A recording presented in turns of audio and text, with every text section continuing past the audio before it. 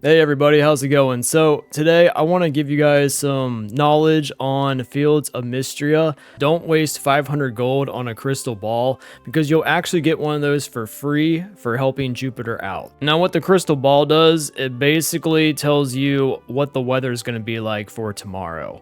Now this may sound common sense, but definitely check the bulletin board. You'll have like a little notification that says that there's something new right here, and whenever you level up your town, you'll get rewards. I spent the first maybe like 5 or 6 days without a pickaxe and a bug catching net because I didn't know where to get them, but you actually get them from a quest. In order to do the quest, you have to check the bulletin board. We'll go ahead and collect our rewards, and sometimes you get like recipes and stuff. It's pretty cool. Now, my next tip, whenever you're done with your usual farming activities, I recommend doing this until you get the upgraded backpack, but just go ahead and put your farming tools back into your storage chest unit. This is going to help you save space in your inventory because it kind of sucks when you go out and you explore and you find a bunch of forageables, but you don't have any room to actually put them in your inventory. However, items do not disappear if you drop them. So I've dropped items around the map and I've came back to them maybe like 3 or 4 days later and they'll still be in the same exact spot where I dropped them. Your chest first starts out in your home. I moved my chest outside. I feel like it's a lot easier to access if it's just outside. It's a lot easier to get to and faster to get to.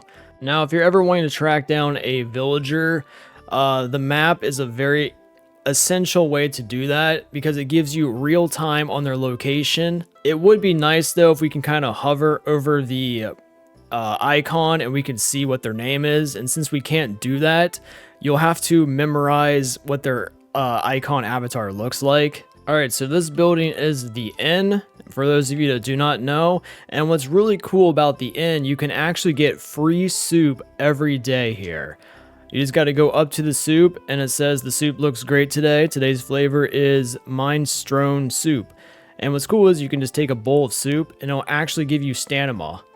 Now, one of the best ways to make money early on, in my opinion, is fishing. And it gives me something to do while I've already watered all my crops. Because as we know, crops is like a passive income and fishing would be considered an active income. And fishing works very similar to how it functions in Animal Crossing. It's almost like they took Animal Crossing's art style and they just made it pixelated, but it's very, very similar to it. Like if you played a lot of Animal Crossing like I have back in the day, you'll feel right at home as you're fishing. Now, the fishing pole is something that is not given to you. You'll actually have to buy the fishing pole. And you can buy the fishing pole at the beach. And if you don't know how to get to the beach, well, it's actually quite simple. You just got to go to the Narrows. Once you're at the Narrows, just go south to the Sweetwater Farm and then go south again and you'll be at the beach. So right here is the beach and it will be this building right here. You'll just go inside the building. And what's kind of cool about like all these shops, the shops actually do not close. They have unlimited business hours. But the worn fishing pole is 500 gold. I think it's totally worth it to buy it starting out. Now, you can actually make the fishing pole for free, but you'll need access to the mines. I would rather buy it early on because I just think fishing is such a great money maker. So in my opinion, it's worth it to get that as soon as possible. Now, the copper fishing rod's a different story. I would definitely make one of those before I would spend 1,000 gold because you'll have the mines unlocked by then. Now, there's also another really important tool that you'll have to buy that is not given to you, and that tool is called the shovel. You can actually purchase a shovel for 500 gold at the general store, but you actually don't need your shovel to dig up an artifact. You can actually do that with your pickaxe, so that'll kind of save us some inventory space. And you actually need the shovel in order to dig a space to place your crop. So I can actually take my shovel right here, and if I want, I can make this a little garden area and put some crops right here.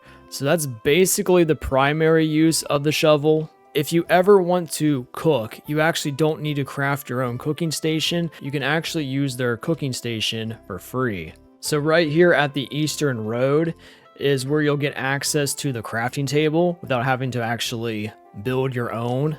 It is right outside the carpenter shop, and if we go inside the carpenter shop, So if I want to get my own crafting table, I would have to pay 1,000 gold. And if I want to get my own kitchen, I'd have to pay 1,000 gold. And you know, starting out, I can't really afford that. Now, once you've made some good money and you can afford that later on, definitely, you know, go ahead and buy the kitchen and the crafting station, because that's just going to save you more time. And you know, time is going to be more valuable than money if you have money. And you know, the more money you have, the more time that you wish you would have. Now, my next tip is going to save you a lot of time on a certain quest that you're going to encounter sooner or later. But you're going to get this quest that says the Mill Restoration Project. And you need to meet Adrian in her office within the Mayor House north of town, right? Alright, so here's the house right here. And at first when I did this, I thought there was a bug because, like, nothing was happening. Now her office is actually to the left, right over here. And as you can see, we found her. She's in her office. It took me the longest time to figure that out. Now my next tip, this is more towards people that just got the game or are interested in getting the game, but you can actually save the game by using your journal right here, so you don't have to go to sleep in order to save the game, which is nice. Now once you have 1,000 gold and you want more space, you can actually buy an upgraded backpack here at the general store. And what's kind of cool is you can actually buy another shipping bin too. But what might be a good idea would be like place the shipping bin like next to the mines, and that could save you a bunch of time over there if you can place it anywhere. You know, I'm actually kind of curious if you can place this near the mines, so I'm gonna go ahead and buy it. Alright, well unfortunately it does not look like we can place it by the mines. That's kind of a bummer. Yep, it looks like you can only place it at your farm. Collect as many berries as possible. Berries are probably the most OP item for beginners, and the reason why berries are so awesome. So I'm gonna go ahead and catch this fish right here, right? And fishing takes quite a bit of stamina, you know? As you can see, it drained quite a bit of it. And that was a piece of grass. We'll go ahead and catch this fish right here. And now my stamina is completely empty. I can no longer fish. But here's the thing, if I eat one of these berries right here, you know, it gives me just a very tiny amount of energy. And I don't know if this is going to be patched in the future or not, but all you need is just a tiny amount of energy to keep fishing.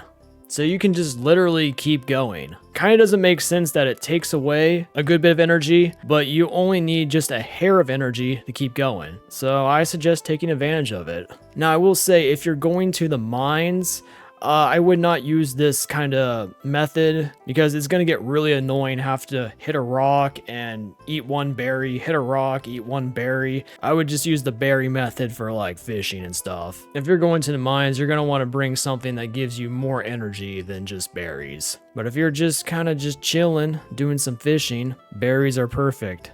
Alright, so my next tip, for those of you that are like really into like decorating, there is a Saturday market that happens every Saturday, and there's tons of vendors that sell like recipes for like furniture and stuff. So I recommend saving some money for that, or having some money set aside for that. Now, unlike most farming games that have a scythe that you start out with in order to like cut grass and get hay, you actually don't get one of those, and you have to use your sword in order to cut grass. Well, there you have it, guys. Those are just some tips and tricks that I've learned so far playing Fields of Mistria. And yeah, if you guys enjoyed the video, be sure to give it a thumbs up. It's always greatly appreciated. And I will see you guys in the next video. Take care.